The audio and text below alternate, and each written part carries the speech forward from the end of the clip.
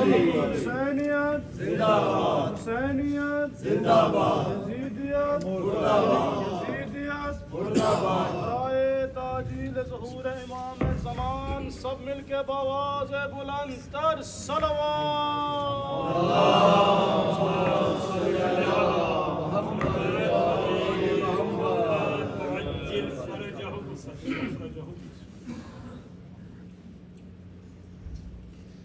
بارے دیگر صلوات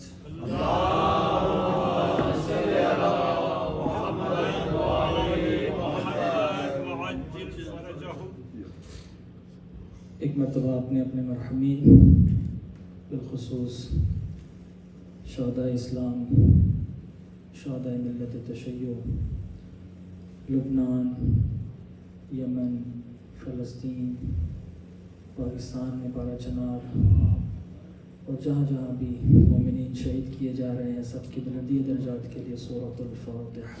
بسم اللہ الرحمن الرحیم۔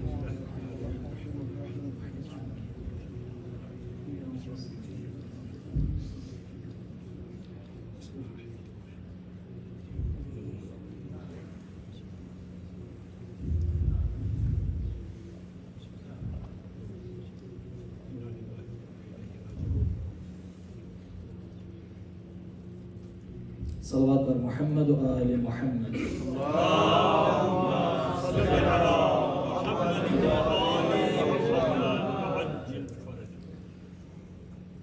لا حول ولا قوة إلا بالله العلي العظيم۔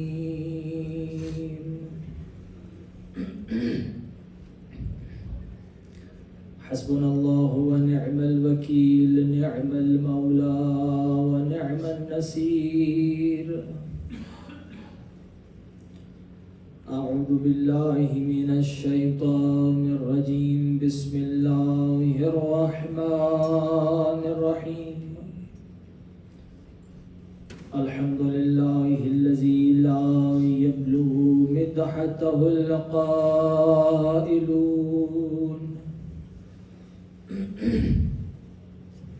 ولا يحصي نعماءه العادون ولا يؤدي حقه المجتهدون، الذي لا يدركه بعد الهمم ولا يناله غوص الفتن، الذي ليس لصفته حد محدود ولا نعت موجود ولا أجل ممدود ولا وقت معدود، فطر الخلائق بقدرته ونشر الرياح برحمته، الصلاة والسلام على سيد الأنبياء والمرسلين، شفيع المذنبين، أنيس الغريبين، رحمة للعالمين، أعني العبد المؤيد، الرسول المصدق، والمصطفى الأمجد، أبا القاسم محمد، اللهم صل على محمد وآل محمد، ثم الصلاة والسلام والتحية والإكرام على وزيره ووصيه ووارث علمه، علم الأولين والآخرين، علي بن أبي طالب، صلوات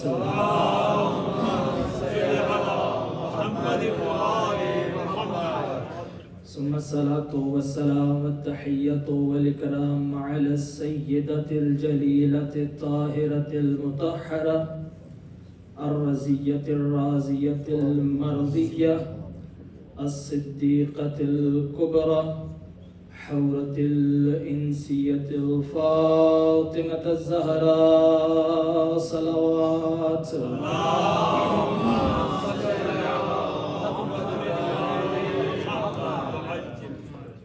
وعلى أولاده الطيبين الطاهرين المعصومين المظلومين، واللعنة الدائمة على أعدائهم ومنكر فضائلهم ومصائبهم وولايتهم أجمعين، أما بعد، فقد قال الرحمن في القرآن بسم الله الرحمن الرحيم والضحى والليل إذا سجى ما ودعك ربك وما قلى وللآخرة خير لك من الأولى ولسوف يعطيك ربك فترضى.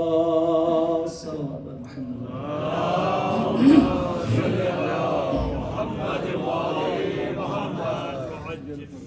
سب سے پہلے دعا گو ہیں پروردگار عالم، آپ تمام مومنین کا یہاں جمع ہونا اپنی بارگاہ میں عبادت شمار فرمائے.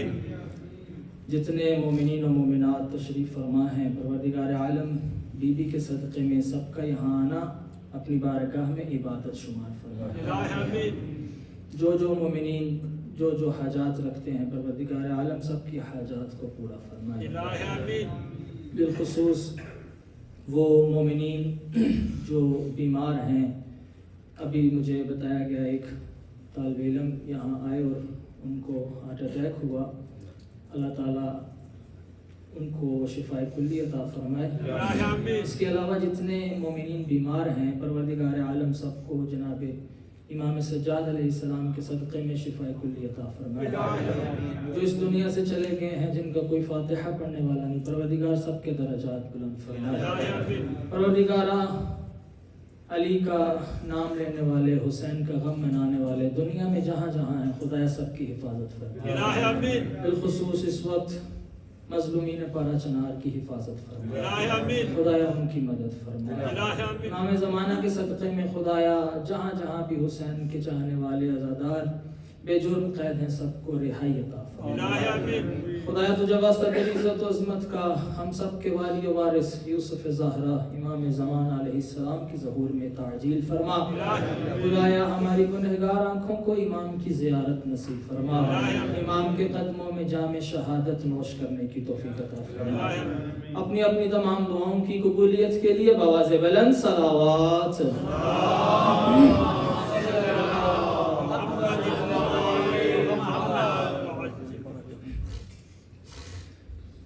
مومنین کرام، سب سے پہلے خدا کا شکر ادا کرتے ہیں کہ اس نے ایک مرتبہ پھر یہ توفیق ہمارے شامل حال کی کہ آج آپ مومنین کی زیارت ہو رہی ہے.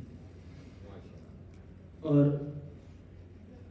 اس سے بھی بڑی بات یہ ہے کہ ہم اگرچہ ظاہری ہمارا کوئی رشتہ نہ ہو مگر یہ ولایت اہل بیت کا رشتہ کہ جو دنیا میں ہر مومن کو ایک دوسرے سے ملاتا ہے، اور یہی وہ ولایت اہل بیت ہے جس کے سبب آج ہم سب یہاں جمع ہیں. وگرنہ 1400 سال گزر چکے ہیں، لیکن جیسے ہی ایام ازاں آتے ہیں، ماہ محرم آتا ہے یا ماہ سفر آتا ہے یا اس کے بعد بی بی کے ایام آتے ہیں، تو ہم سب اپنی مصروفیات کو چھوڑ کر اس ازاں میں جمع ہو جاتے ہیں. اب دیکھیے یہ اہل بیت کا معجزہ ہے کہ 1400 سال کے بعد بھی آج ان کے نام پر مر مٹنے والے اس طرح سے جمع ہو جاتے ہیں. اور آپ دیکھیں کہ یہ ایام فاطمیہ جو ہیں، چونکہ انشاءاللہ 5 دن مسلسل آپ کی خدمت میں جو ہے وہ اپنے مطالب پیش کریں گے، لیکن ابتدائی کلمات میں بتا دوں کہ ایام فاطمیہ در حقیقت ہے کیا. اگر آپ کی سماعت میرے ساتھ ہیں، بلند آواز سے صلوات پڑھیے محمد.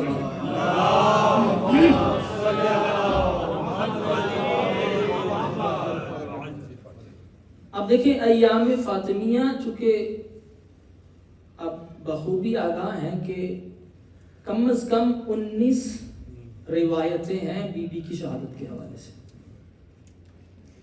جن میں سے جو معتبر ترین مشہور وہ 2 ہیں. یا رسول خدا کی شہادت کے 75 دن بعد یا 95 دن بعد؟ یعنی یہ جو 13 جمادی الاول سے لے کر 3 جمادی الثانی تک یہ 20 دن ہیں، ان کو ایام فاطمیہ کے نام سے منایا جاتا ہے۔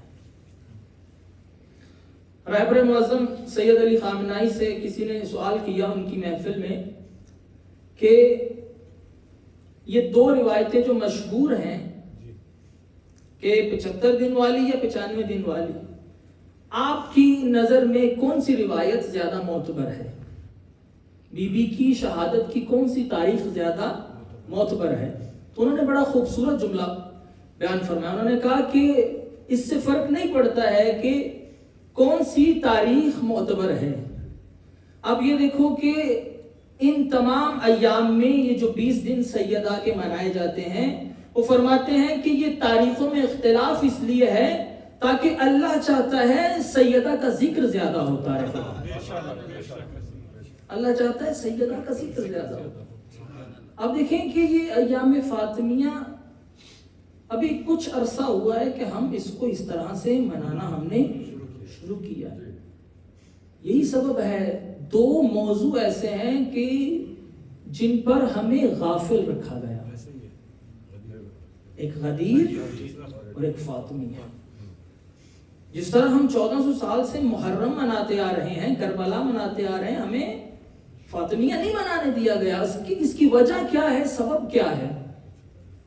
کیونکہ فاطمیہ یہ وہ دیوار ہے کہ جو حق اور باطل کو جدا کرتی ہے۔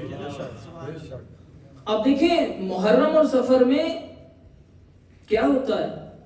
محرم اور سفر میں صرف شیعہ نہیں، صرف سنی نہیں، صرف مسلمان نہیں، اب دیکھیں پوری دنیا میں حتیٰ کہ سکھ عزاداری کر رہے ہیں، ہندو عزاداری کر رہے ہیں۔ آپ کربلا جا کر دیکھیں، خود عیسائی وہاں پر جلوسوں کی شکل میں آتے ہیں، ان کے بڑے بڑے پادری آتے ہیں، زرتشت آتے ہیں۔ اب یہ سارے ہندو آ رہے ہیں، مختلف مذاہب کے لوگ آ رہے ہیں کربلا میں۔ محرم و سفر میں ہر بندہ آپ کو نظر آئے گا، وہ جو شیعہ کو بھی نہیں مانتا لیکن محرم و سفر میں وہ آپ کو نظر آئے گا، بلکہ سبیلے لگاتے ہوئے، موقع باقاعدہ لگائے جاتے ہیں ان کی طرف سے۔ لیکن فاطمیہ میں آپ کو کوئی ایسا بندہ نظر نہیں آئے گا۔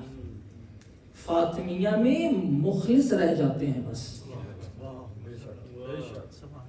محرم و سفر میں حسین کی محبت میں سب نکل رہے ہیں، لیکن ایام فاطمیہ میں فقط اور فقط شیعہ کھڑے ہیں۔ کیوں؟ کیونکہ فاطمہ بتاتی ہے کہ رسول کے بعد جانشین کون ہوگا، کیونکہ یہ سیدہ نے بتایا ہے۔ بس ایام فاطمیہ فرق کر رہے ہیں مومن میں اور مسلمان میں۔ یہاں فرق ہو رہا ہے کہ وہاں حسین کے لیے ہر بندہ آ رہا ہے، لیکن فاطمیہ کے بتاتا ہے کہ فرق کیا ہے حق اور باطل کے درمیان۔ ہر علی علی کرنے والا، ہر حسین حسین کرنے والا آپ کا اپنا نہیں ہے۔ یہ جناب سیدہ پر آ کے بات رکتی ہے کہ علی کا کون کتنا چاہنے والا ہے۔ توجہ فرما رہے ہیں؟ پس فاطمیہ ممتحنہ ہے۔ بی بی کی زیارت جب آپ پڑھتے ہیں تو اس میں بی بی کو کیا کہہ کے سلام کرتے ہیں؟ بی بی کو کہتے ہیں ممتحنہ، کہ بی بی وہ ہیں جہاں پہ انسان کا امتحان ہوتا ہے۔ یہ ایام فاطمیہ امتحان ہے ہمارے لیے کہ کون کہاں کھڑا ہے، کس صف میں کھڑا ہے۔ بس ایام فاطمیہ یہ ہے کہ انسان یہاں پہ آ کے پہچان کرتا ہے کہ اہل بیت والا کون ہے اور سقیفائی کون ہے۔ یہاں پہ آ کے فرق معلوم ہوتا ہے۔ توجہ فرما رہے ہیں؟ بس ایام فاطمیہ کو پہچانی عزیزان محترم۔ ہمیں غافل رکھا گیا اس موضوع سے، ہمیں اس طرف آنے ہی نہیں دیا گیا۔ ہمیں بس یہی بتایا گیا کہ دیکھو جو علی علی کرے وہ تمہارا ہے، لیکن علی نے بتایا کہ علی اس سے راضی ہے جس سے فاطمہ راضی ہے۔ علی اس سے راضی ہے جس سے فاطمہ راضی ہے۔ بس فاطمیہ میں ایک موضوع کیا ہونا چاہیے؟ امتحان، کہ آپ امتحان کریں کون آپ کا ہے اور کون آپ کا نہیں ہے۔ کون اہل بیت کا ہے اور کون اہل بیت کا جو مجلس حسین میں آئے مگر مجلس فاطمہ میں نہ آئے، سمجھ جائیے کہ وہ آپ کا نہیں ہے. یہ فرق ہے. فاطمیہ کا ایک معنی ہے کہ آپ خود، آپ دیکھیں جناب سیدہ سلام اللہ علیہا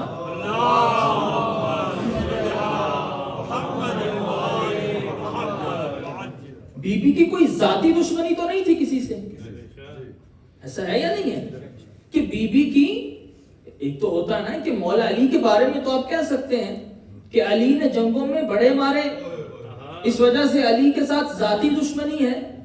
جناب سیدہ کے ساتھ ذاتی دشمنی نہیں ہے. جناب سیدہ کون ہے، کس لیے دشمنی ہے؟ کیونکہ مدافع علی ہے، کیونکہ علی کا دفاع کرنے والی ہے. بس ایک ایام فاطمیہ کا معنی یہ ہے کہ ولایت علی کے دفاع میں کھڑے ہو جاؤ. رسول کے بعد کون جانشین ہو، رسول کے بعد کون خلیفہ ہو، رسول کے بعد کون امام ہو، یہ بی بی بتائیں گی. اسی لیے تو بی بی دروازوں پہ جا جا کے بتا رہی ہے کہ تم کیا علی کی امامت کو بھول گئے؟ بس ایام فاطمیہ کیا ہے؟ دفاع از امامت علی، علی کی امامت کا دفاع ہے ایام فاطمیہ. ایام فاطمیہ کا ایک معنی یہ ہے کہ آپ بی بی کے جس طرح حق کو غصب کیا گیا، یہ صرف ظاہری حق نہیں ہے، ایک تو ہے کہ یہ مادی حق ہے کہ فتح کو غصب کیا گیا. نہیں عزیزان محترم، آپ دیکھیں کہ جناب سیدہ کی والدہ کو کون کتنا پہچانتا ہے. ایام فاطمیہ یہ ہے کہ آپ بی بی کے رشتوں کو کتنا پہچانتے ہیں، کتنا پہچانتے ہیں بی بی کے بابا کو، کتنا پہچانتے ہیں بی بی کی ماں کو، کتنا پہچانتے ہیں ان کے بچوں کو. یہ ایام فاطمیہ در حقیقت ہمیں فاطمہ شناسی سکھاتا ہے. اگر ان ایام سے ہم نے بی بی کو نہ پہچانا تو ہمیں ایام فاطمیہ کا کوئی فائدہ. بس انشاءاللہ ہماری اس خمسے میں کوشش یہ رہے گی کہ ایام فاطمیہ سے ہم نے کیا سیکھا ہے، ہم نے کتنی معرفت سیدہ حاصل کی ہے، ہم نے کتنی معرفتیں خانوادہ سیدہ حاصل کی ہے، کہ ہم نے کیا سیکھا بی بی کے بارے میں، کہ بی بی نے کیا کیا، آخر کیا سبب ہے کہ 18 سال کی عمر میں اس بی بی کے ساتھ ایسا کیوں ہو گیا. صلوات پڑھیے محمد و آل محمد.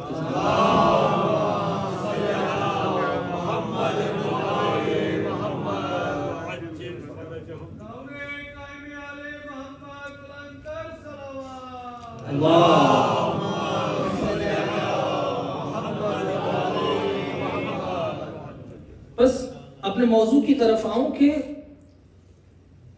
آپ کے سامنے میں نے بڑی مشہور سورہ قرآن کی سورہ ضحیٰ، ارشاد پروردگار ہوتا ہے بسم اللہ الرحمن الرحیم والضحیٰ واللیل اذا سجا. اب یہ بھی ایک مسلسل ٹاپک ہے کہ وہ اللہ جس کو اپنی بات میں تاکید ڈالنے کی ضرورت نہیں ہے، وہ اگر قرآن میں کہیں قسم اٹھاتا ہے تو کس لیے اٹھاتا ہے؟ والضحیٰ، ارشاد پروردگار ہوا قسم ہے چمکتے ہوئے دن کی، واللیل اذا سجا، اور قسم ہے رات کی جب وہ ساری خلائق کو اپنے اندر ڈھانپ لے. والضحیٰ واللیل اذا سجا ما ودعک ربک وما قلا. مشرکین کہنے لگے، کچھ دن جب وحی نازل نہیں ہوئی تو مشرکین کہنے لگے کہ شاید محمد کے خدا نے اسے چھوڑ دیا ہے. اللہ نے یہ سورہ نازل فرمائی اور فرمایا اے میرا حبیب ان کو بتا دے ما ودعک ربک وما قلا، نہ تیرا پروردگار تجھ سے ناراض ہے نہ اس نے منہ موڑا ہے، اس نے تجھے نہیں چھوڑا. وَلَلْآخِرَةُ خَيْرٌ لَكَ مِنَ الْأُولَى، اے میرا حبیب آپ کا انجام آپ کی ابتدا سے بہتر ہوگا. وَلَسَوْفَ يُعْتِيكَ رَبُّكَ فَتَرْضَىٰ. اے میرا حبیب ان قریب تیرا پروردگار تجھے ایسی چیز عطا کرے گا جس سے تو راضی ہو جائے گا.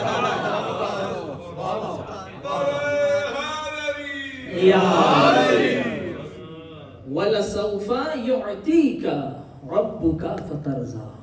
ان قریب تجھے تیرا پروردگار یعطیک عطا کرے گا فترضیٰ کہ جس سے تو راضی ہو جائے گا. عجیب مرحلہ ہے کہ خدا جب ان کی بات کرے تو خدا قسمیں اٹھا رہا ہے. توجہ چاہتا ہوں. اچھا ہم جیسے لوگ کیوں قسم اٹھاتے ہیں؟ ہم جیسے گنہگار لوگ اگر قسم اٹھانا چاہیں کچھ وجہ ہوتی ہیں. یا تو ہماری بات جھوٹی ہے اس کو سچا ثابت کرنا ہے تاکہ اگلا بندہ یقین کر جائے, یا پھر یہ ہے کہ ہماری بات میں وزن نہیں ہے, ہم اپنی بات کو وزنی بنانے کے لیے قسم اٹھاتے ہیں, یا پھر ہم قسم اٹھائیں گے اس لیے کہ جس چیز کی ہم قسم اٹھا رہے ہیں یہ چیز ہمیں بڑی پیاری ہے.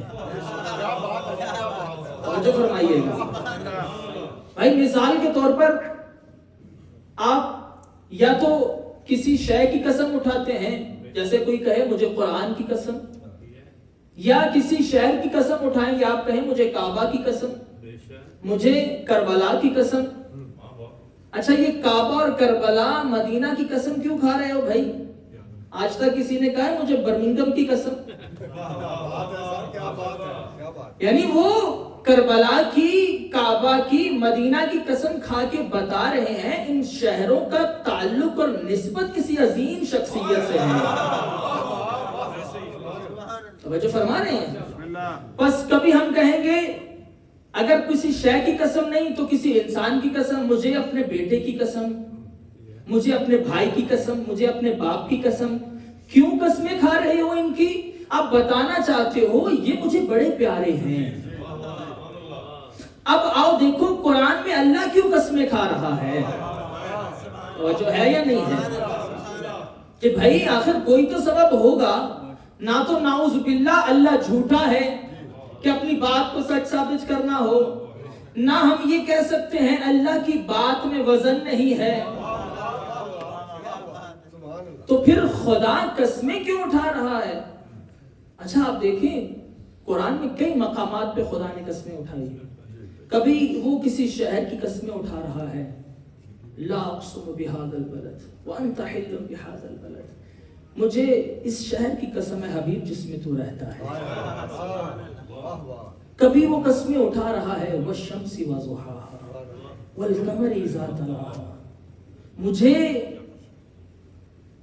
اس سورج کی قسم کہ جس سے نور نکلتا ہے, جس سے روشنی نکلتی ہے, والقمر اذا تلاها, اور اس چاند کی قسم جو سورج کے پیچھے پیچھے چلتا ہے.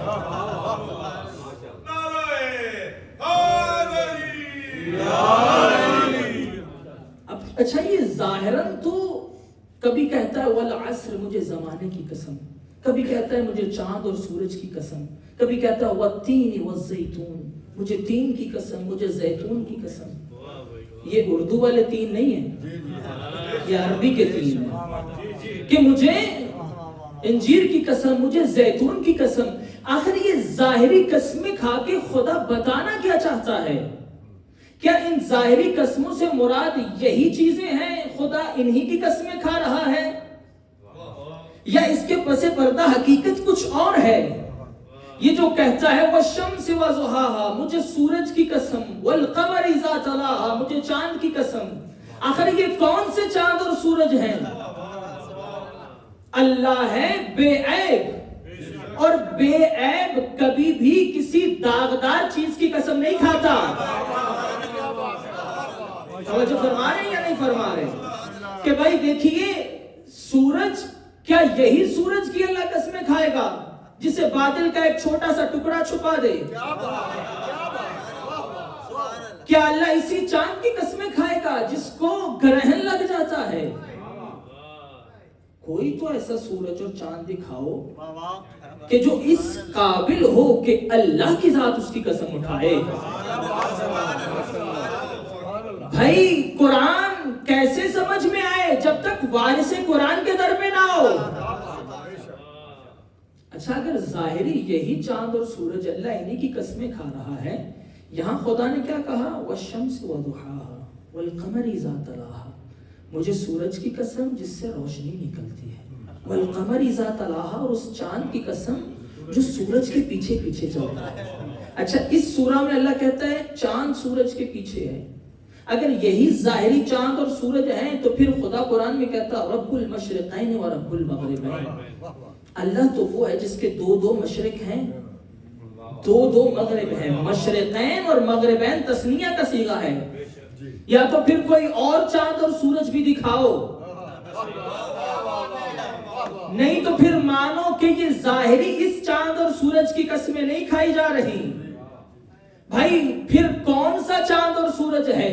یہی سبب ہے ایک صحابی 7ویں امام کی خدمت میں حاضر ہوا اور آ کر امام کے پاس آیا، ہاتھ میں قرآن کے کچھ اوراق ہیں، آ کر کہتا ہے مولا یہ تو بتائیں یہ جو اللہ قسمیں کھا رہا ہے اس چاند اور سورج سے مراد کیا ہے؟ امام نے فرمایا کہ سننا چاہتا ہے تو سن۔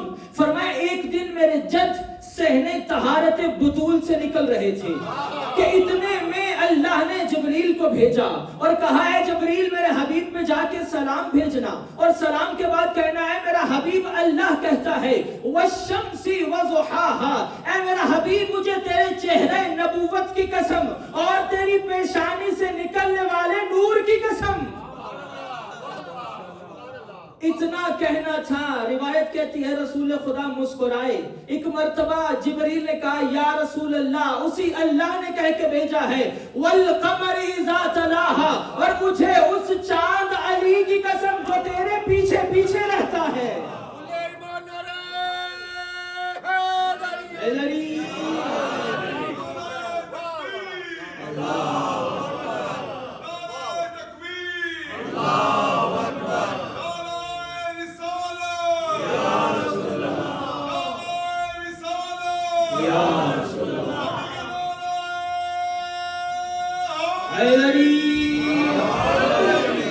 محمد و آل محمد صلوات۔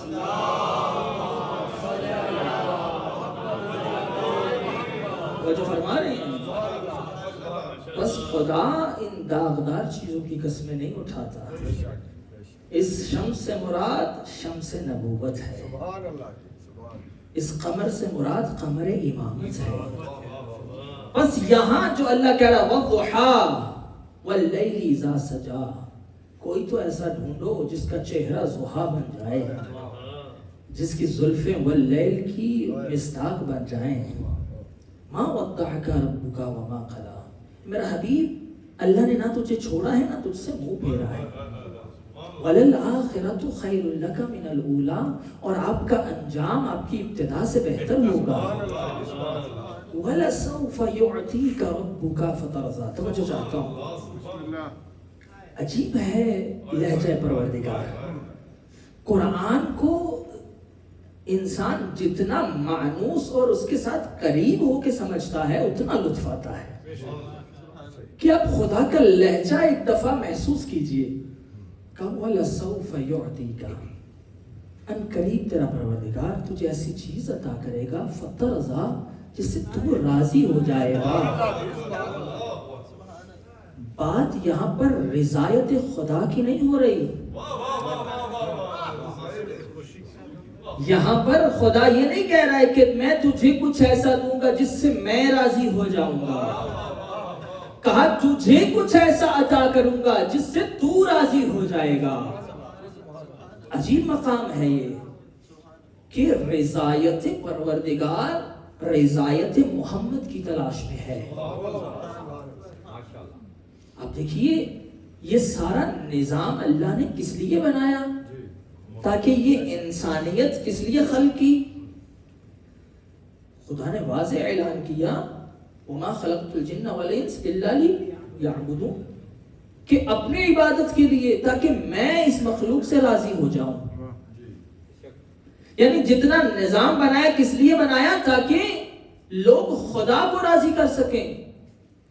حضرت آدم علیہ السلام سے لے کر خاتم تک یہ جتنا سلسلہ نبوت ہے ان کو دنیا میں بھیجا کس لیے؟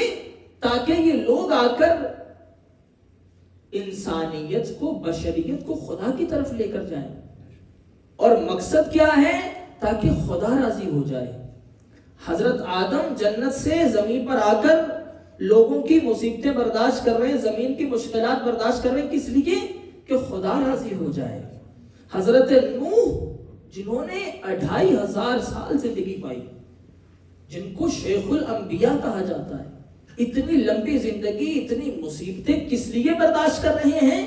کہ خدا کی رضایت مل جائے، خدا راضی ہو جائے. تمام انبیاء کس لیے مصیبتیں برداشت کر رہے ہیں؟ تاکہ خدا راضی ہو جائے. اور عجیب مقام ہے یہاں پر کہ ساری کائنات چاہتی ہے کہ اللہ ہم سے راضی ہو جائے، اور اللہ چاہتا ہے میرا محمد مجھ سے راضی ہو جائے. ساری کائنات یہ چاہتی ہے کہ خدا راضی ہو جائے. اور خدا کی رضا کس میں ہے؟ وَلَسَوْفَ يُعْطِيكَ رَبُّكَ فَتَرْضَىٰ. کہ خدا چاہتا ہے حبیب مجھ سے راضی ہو جائے. یہاں رضایت محمد کی بات ہو رہی ہے. اور اسی رضا کو دیکھتے ہوئے ایک پھر قرآن میں آیت سورہ بقرہ میں ارشاد پروردگار ہوا، قد نرى تقلب وجهك في السماء. اے میرا حبیب، ہم آسمان میں آپ کے چہرے کا اتار چڑھاؤ دیکھ رہے ہیں. فَلَنُوَلِّيَنَّكَ قِبْلَةً تَرْضَاهَا. ہم انقریب آپ کا چہرہ اس قبلے کی طرف موڑ دیں گے جس سے تو راضی ہو جائے گا. بات کس کی ہو رہی ہے؟ رضائے حبیب کی. توجہ چاہتا ہوں. ہوا کیا کہ جب رسول اللہ نماز ادا کیا کرتے تھے بیت المقدس کی طرف منہ کر کے، تو یہودی آ کر تانے دیتے تھے کہ اگر تم اتنے سچے ہو تو ہمارے قبلے کی طرف نماز کیوں پڑھتے ہو؟ اور رسول خدا جب نماز ادا کیا کرتے تھے تو اس ڈائریکشن میں ادا کیا کرتے تھے کہ جب مسجد اقصی کی طرف، بیت المقدس کی طرف منہ ہو تو درمیان میں کعبہ بھی آ جائے. رسول اللہ کو روایتیں کہتی شروع سے ایسا انس تھا کعبہ سے کہ رسول خدا کا دل تھا کہ ہمارا قبلہ کعبہ ہونا چاہیے. اب اللہ نے حبیب سے کہا، دیکھ حبیب، تو ظاہراً تو مجھ سے نہیں کہہ رہا، لیکن میں تیرے دلوں کے رازوں کا محرم ہوں. وہ حبیب اور محبوب ہی کیسے جو ایک دوسرے کے راز نہ جانتے ہیں. اللہ نے کہا قد نرى تقلب وجهك في السماء. ہم دیکھ رہے ہیں آپ کا اتار چڑھاؤ. فَلَنُوَلِّيَنَّكَ قِبْلَةً تَرْضَاهَا. ہم عنقریب آپ کا چہرہ اس قبلے کی طرف موڑ دیں گے جس سے تو راضی ہو جائے گا. اب روایتیں کہتی ہیں رسول اللہ نماز ادا کر رہے ہیں ظہر کی، اور ظہر کی نماز کے دوران دوسری رکعت میں وحی نازل ہوئی، فَوَلِّ وَجْهَكَ شَطْرَ الْمَسْجِدِ الْحَرَامِ. اے حبیب، اب اپنا چہرہ آہستہ آہستہ بیت المقدس سے کعبہ کی طرف موڑنا شروع کر دو. نماز کی حالت میں ظہر کی نماز ادا ہو رہی ہے اور دوسری رکعت میں وحی نازل ہوئی. وحی کس پہ آئی ہے؟ نبی پہ.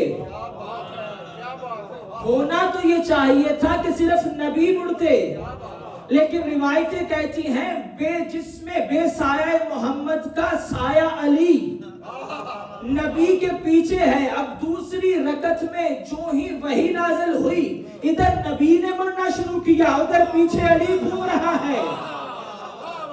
پھر مانو نا کہ جب جبریل وحی لے کے آیا صرف نبی نہیں سنتا، علی بھی سن رہا ہے.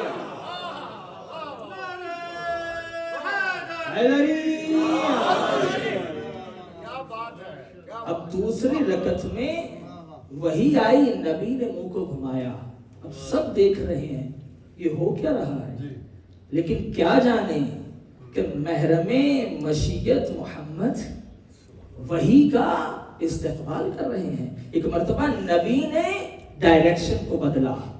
اب جو ہی ڈائریکشن کو بدلا اس کے ساتھ ساتھ میرے مولا نے وہی نماز ایک ہی نماز دو قبلوں کی طرف پڑھی.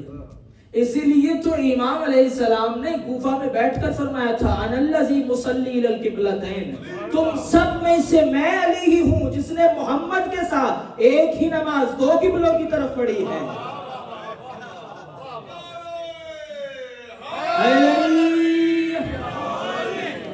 تم سب میں سے کون ہے؟ یہ علی ہے. بس خدا اپنے حبیب کی رضا میں ہے کہ کون کیسے میں اپنے حبیب کو راضی کروں. اور کہا کیا؟ وَلَسَوْفَ يُعْتِيكَ، اے میرا حبیب ان قریب میں تجھے عطا کروں گا. قرآن میں دو لفظ استعمال ہوئے، توجہ چاہتا ہوں. دونوں لفظ عطا ہیں لیکن فرق ہے الفاظ میں. ایک ہے الف تا یا عطا، اس کا معنی بھی دے دینا، اور ایک ہے عین تا یا، اس کا معنی بھی ہے دینا. چونکہ ہمارے اردو میں اتنی وسعت نہیں ہے کہ ان میں فرق واضح کر سکے، وگرنہ عربی میں ان کے معنی مختلف ہیں. ایک مثال کے طور پر مثال دوں آپ کو. ایک مرتبہ آپ کے پاس کوئی بندہ کام کرنے آئے اور وہ سارا دن مزدوری کرے، شام میں اس کی مزدوری بن جائے 500. آپ اس کو 500 دیں، یہ اس دینے کو کہتے ہیں الف تا یا عطا، دینا. لیکن وہ جانے لگے آپ اسے روک کر 200 روپیہ اور اضافی دے دیں، یہ ہے عطا. اب اللہ نے قرآن میں یہ جو لفظ یعطی کا استعمال کیا ہے، یہ الف تا یا نہیں ہے، یہ ہے اعطا، عین سے. یعنی ان قریب تجھے دوں گا نہیں، کچھ عطا کروں گا. اب یہ عطا ہے تو کون سی ہے؟ کسی نے کہا اس عطا سے مراد قرآن ہے، کسی نے کہا اس عطا سے مراد جنت ہے. اللہ نے جب قرآن کے لیے لفظ استعمال کیا تو کہا کہ اے میرا حبیب، ہم نے تجھے قرآن اور سبع مثانی عطا نہیں کیا، دیا ہے. وَلَقَدْ آتَيْنَاكَ، ہم نے تجھے دیا ہے قرآن.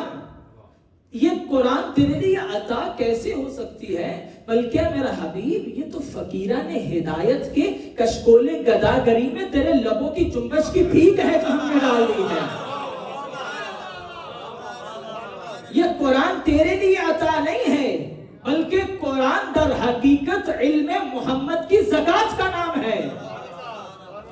یہ قرآن کسی اور کے لیے عطا ہو سکتی ہے، تیرے لیے عطا نہیں ہے. میرا حبیب بس کیا خدا نے عطا کرنا ہے؟ مفسرین میں لکھنے والوں نے لکھا اس عطا سے مراد جنت ہے. وہ جنت کیسے اس محمد کے لیے عطا ہو کہ جو جنت اس کے نواسوں کی ملکیت ہے.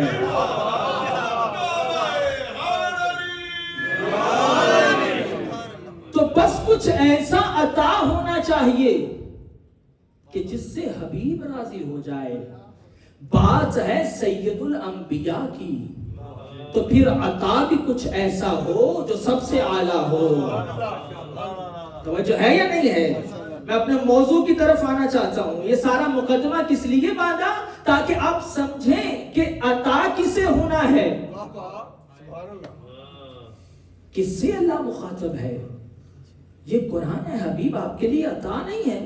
اگر یہ قرآن عطا ہو تو پھر موسیٰ کی طرح نبی بھی قرآن لینے جائے.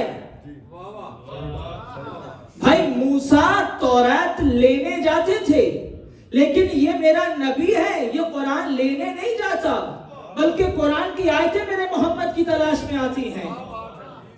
بھائی توجہ فرما رہے یا نہیں فرما رہے؟ کہ یہاں پر بات ہے رضائے حبیب کی، کہ اگر عطا قرآن ہو تو نبی قرآن لینے جائے. لیکن ہم دیکھتے ہیں کہ نبی قرآن لینے نہیں جاتا، بلکہ نبی اگر گھر میں ہو تو آیت وہاں آتی ہے، نبی اگر مسجد میں ہو آیت وہاں آتی ہے، نبی اگر جنگ میں ہو آیت وہاں آتی ہے، نبی اگر صلح کرے آیت وہاں آتی ہے، نبی اگر منبر پہ ہو آیت وہاں آتی ہے، نبی اگر حجرے میں ہو آیت وہاں آتی نبی اگر سفر میں ہو آیت وہاں آتی ہے، نبی اگر حضر میں ہو آیت وہاں آتی ہے، نبی اگر مکہ میں ہو آیت وہاں آتی ہے، نبی مدینہ میں ہو آیت وہاں آتی ہے، نبی فرش پہ ہو تو آیت وہاں آتی ہے، نبی عرش پہ ہو، نبی جہاں جہاں جائے قرآن کی آیتیں تلاش کرتی ہوئی آتی ہیں۔ بھائی اتنا بڑا نبی ہے کہ اگر نبی اپنے گھر میں چادر کے درمیان چھپ بھی جائے تو آیت تطہیر ڈھونڈتی ہوئی آ جاتی ہے۔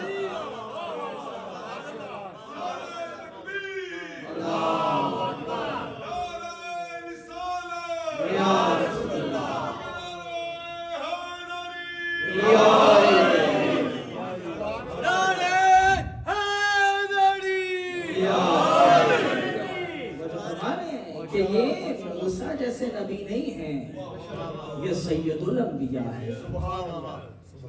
قرآن ان کی تلاش میں آتا ہے، یہ قرآن کی تلاش میں نہیں جاتے، یہ جہاں جہاں جائیں قرآن ان کے پیچھے پیچھے آتا ہے۔ یہ کیسا نبی ہے کہ جس کو اللہ نے ایسی عظمت بخشی ہے، میرا نبی چلے تو قرآن کی آیتیں آتی ہیں، میرا نبی بیٹھے تو قرآن کی آیتیں آتی ہیں، میرا نبی ہجرت کر جائے تو قرآن کی آیتیں آتی ہیں، میرا نبی چادر اوڑھ لے تو قرآن کی آیتیں آتی ہیں۔ قرآن نبی کے پیچھے پیچھے آ رہا ہے، نبی کبھی قرآن کو لینے نہیں گیا۔ بھائی اتنا بڑا نبی جو قرآن بھی لینے نہیں جاتا، وہ ساری زندگی میں دو چیزیں لینے گیا۔ جو قرآن بھی نہ لینے جائے وہ اپنی زندگی میں معراج سے نور فاطمہ لینے گیا، کعبے سے علی لینے گیا۔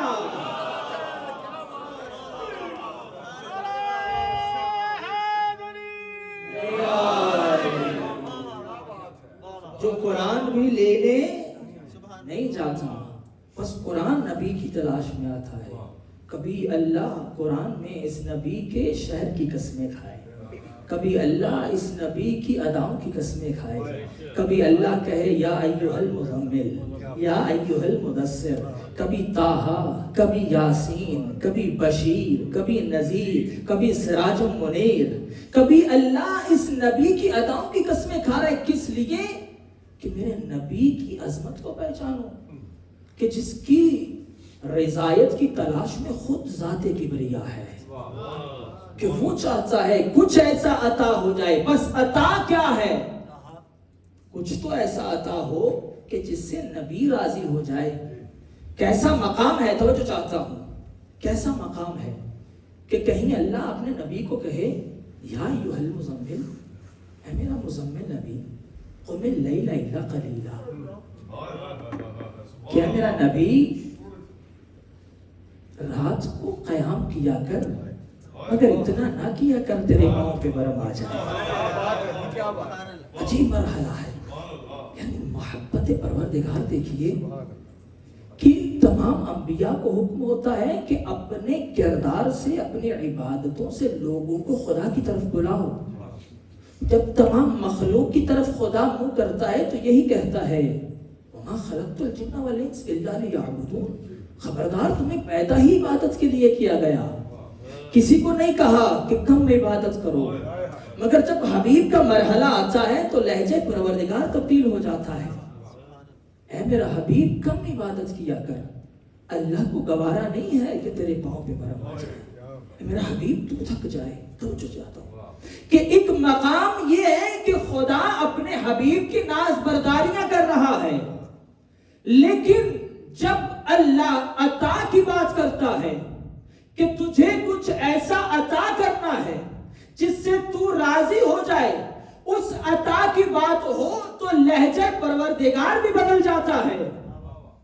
ایک مقام وہ ہے کہ اللہ کے حبیب عبادت کم کیا کر، قیام کم کیا کر، لیکن جب عطائے پروردگار کی بات ہو تو لہجہ پروردگار بدل جاتا ہے، آواز پروردگار ہوتی اِنَّا أَعْطَيْنَاكَ الْكَوْثَرَ فَصَلِّ لِرَبِّكَ وَانْحَرْ إِنَّ شَأْنِيَكَ هُوَ الْأَبْتَرُ۔ اے میرا حبیب وہ مقام اور تھا کہ ہم تجھے کہتے تھے عبادتیں کم کر، اب یہاں عطائے پروردگار کی بات ہے، یہاں عبادت میں کمی نہیں آنی چاہیے بلکہ نماز بھی پڑھ، قربانی بھی دے۔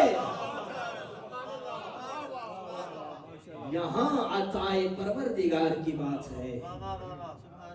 इन्ना अअतैनाकल कौसर, ऐ मेरा हबीब, वो मकाम और था जब हम तुम्हें कहते थे कुमिल लैला इल्ला कलीला। ये मकाम और है, यहाँ पर अता की बात हो रही है।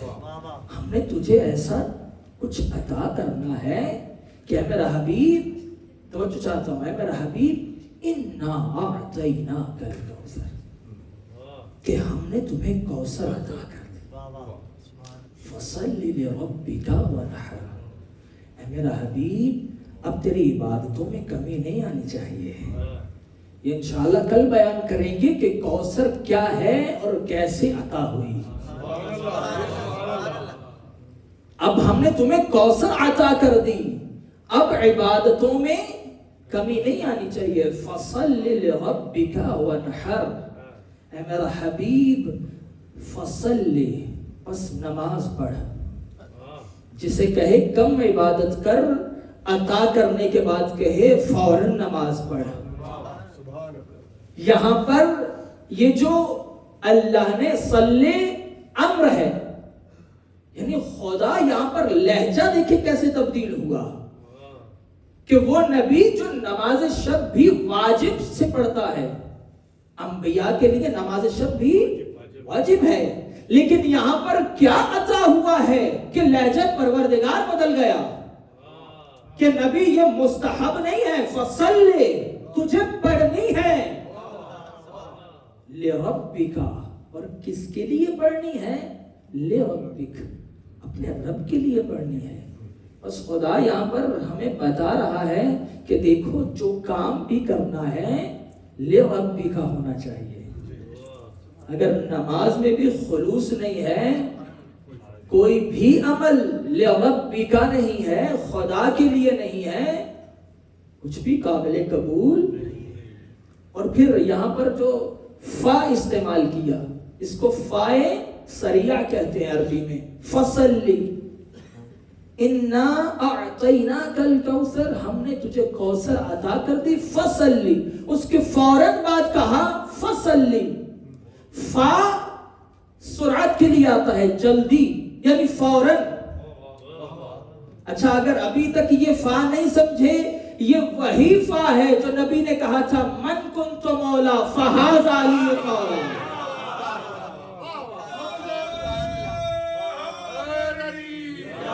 कि अब हमने तुम्हें कौसर अता कर दी, इसके दरमियान में कोई फासिला ना हो, फौरन तुमने नमाज अदा करनी है। बिल्कुल वैसे ही जैसे नबी ने कहा मन कुन्तु मौला, कि जिस का मैं मौला हूं, मेरे बाद चौथे पे नहीं, फौरन अली मौला है।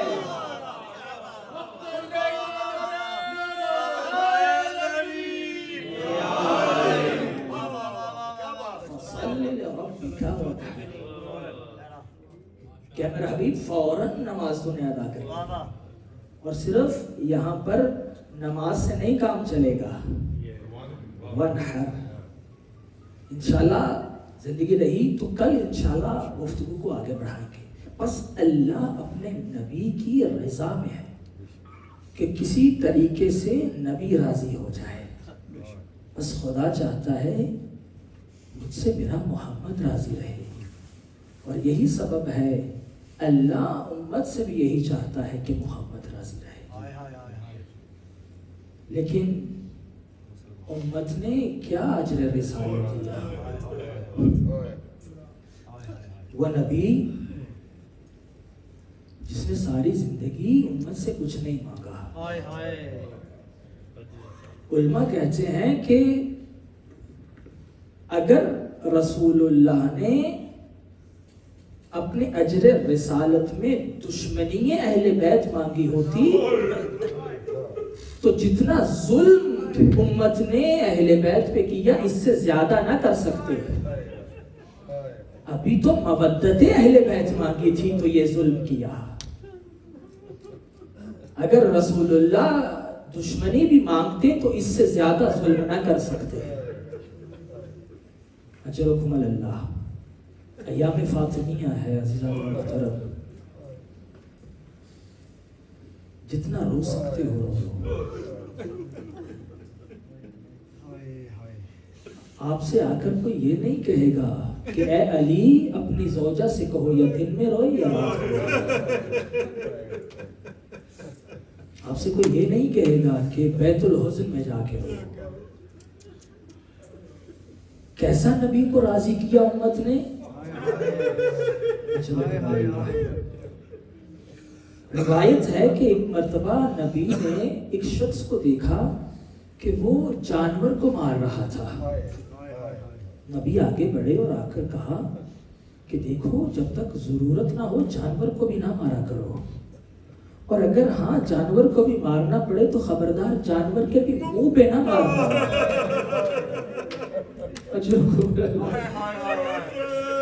نبی سے یہ بھی برداشت نہیں ہوتا کہ کوئی امتی کسی جانور کے منہ پہ بھی تماچا مارے.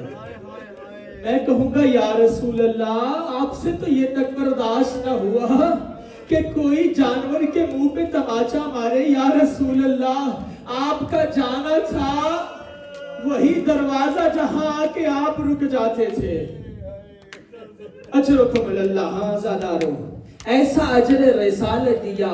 کبھی اسی نبی نے جن نواسوں کو کندھوں پہ بٹھایا کبھی ان کو مارا گیا، کبھی اس فاطمہ کو مارا جس کے احترام میں نبی کھڑے ہو جاتے تھے. اجرکم اللہ زاداران محترم. بس ایک روایت سنیے آپ کی زحمت تمام. تاریخ کہتی ہے کہ کربلا میں ایسے ایسے ظلم ہوئے کہ جو ظلم پہلے مدینہ میں ہو چکے تھے. مگر فرق ہے، کربلا اور مدینہ میں فرق ہے. کربلا میں بچوں کو ماں کے سامنے مارا گیا اور مدینہ میں بچوں کے سامنے ماں کو مارا. اجرکم الزہرا زہرا محترم. روایتیں کہتی ہیں کربلا میں چھوٹے چھوٹے بچے ہیں. ارے شام غریبہ کوئی بھی ان کو تسلیاں دینے والا نہیں ہے. ارے ایک حسین کی 4 سالہ یتیمہ ہے.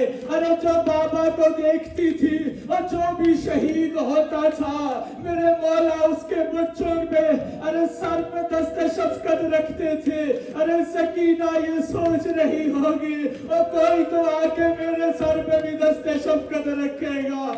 مگر عزیزان محترم ایک مرتبہ ایسا وقت آیا شام غریبہ بچی کا کرتا آگ سے جل رہا ہے. ارے ایک ظالم قریب آتا جا رہا ہے. ایک مرتبہ بی بی نے کہا خبردار میرے قریب نہ آنا. ارے ظالم آگے بڑھتا ہے. ایک مرتبہ ایسے دونوں کو چھینا اور صرف بالیاں نہیں اترے اور سکینہ کے کانوں سے خون جاری ہوا.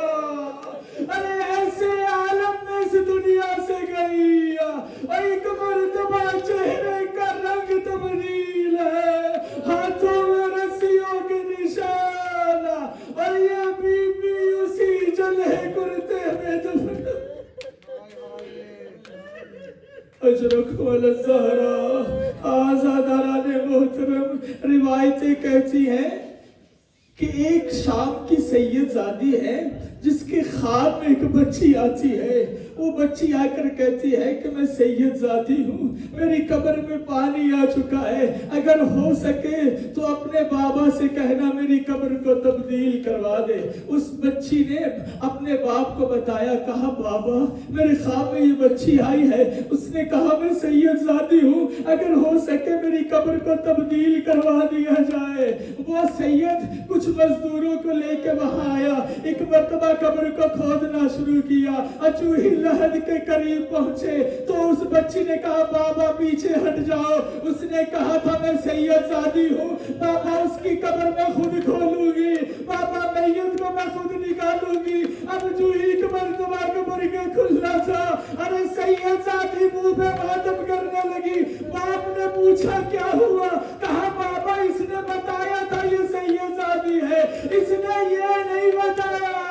ارے اسے تو کفن بھی نہیں ملا، ہاتھوں میں رسیوں کے نشان اور چہرے پہ نیل تماچا. الا لعنت اللہ على القوم الظالمين وسيعلم الذين ظلموا أي منقلب مات میں حسین یا حسین یا حسین یا حسین یا حسین یا حسین یا حسین یا حسین یا حسین یا حسین